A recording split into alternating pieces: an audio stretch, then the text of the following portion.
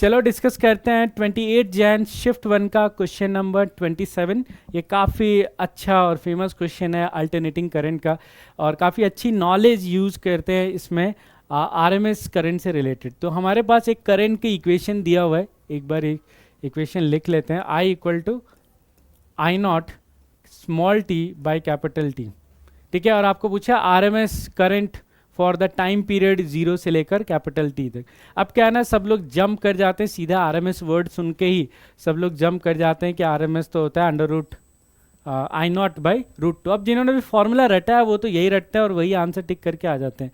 But अगर किसी ने अच्छे से पढ़ा है अल्टरनेटिंग करंट तो उसको पता होना चाहिए कि RMS current I naught by root two तभी यूज़ करना है जब आपका करंट एक साइनोसोडियल फंक्शन का हो, जैसे साइन और कोसाइन का कोई फंक्शन का हो, which is not in this question.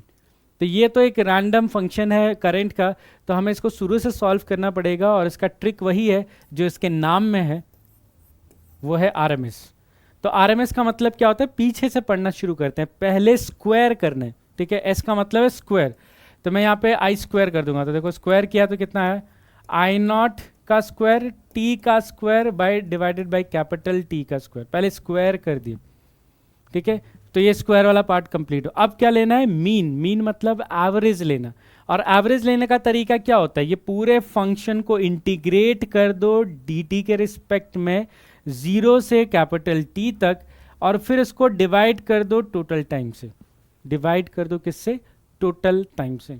तो हमने पूरे इसको इंटीग्रेट किया, एवरेज लिया। बेसिकली मीन मतलब एवरेज लेना, this is how we find average value, ठीक है।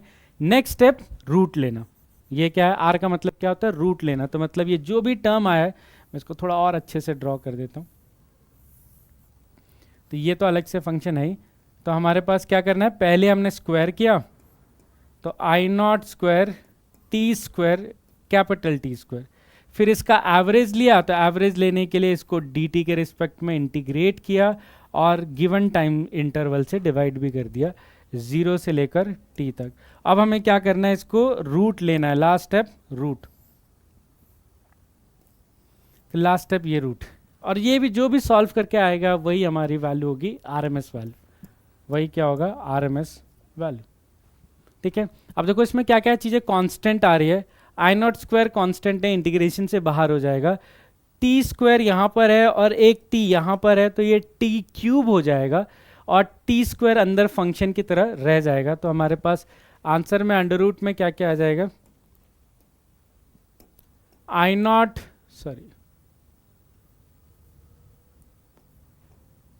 आई not square divided by capital T integration T square D T, ऐसे हो जाएगा। एक t डिनोमिनेटर में था ना, तो टोटल t क्यूब हो गया। अब इसको 0 से t के लिए इंटीग्रेट कर देते हैं, तो ये इंटीग्रेशन कितना आएगा, आई नॉट स्क्वायर टी क्यूब, और ये आएगा t क्यूब डिवाइडेड बाय 3 0 से लेकर t तक। लिमिट पुट कर देंगे। अब इसमें लिमिट पुट करोगे तो क्या आएगा, under root I not square divided by 3t cube into T cube, या 3 को यहीं रहने देते हैं, तो ये t क्यूब बाई 3, तो t क्यूब और t क्यूब डिवाइड हो जाएंगे। देखो आरएमएस की वैल्यू कितनी आ गई, तो I RMS for this question is I not divided by under root 3, I not divided by under root 3, ये हमारा राइट आंसर हो जाएगा। तो आई नॉट बाई 3, ठीक है। क्लियर है सबको।